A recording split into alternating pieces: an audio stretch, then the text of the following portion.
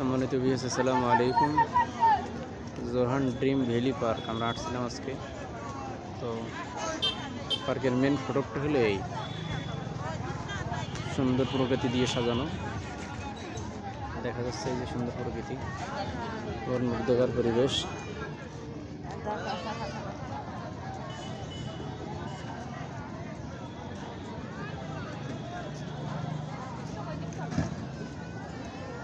দাঁড়াও,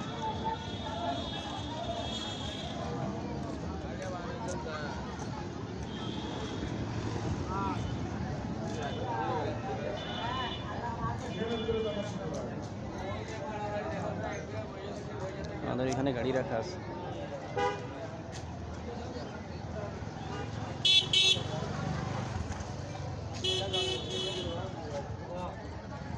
মূল ফটকে আমরা আছি।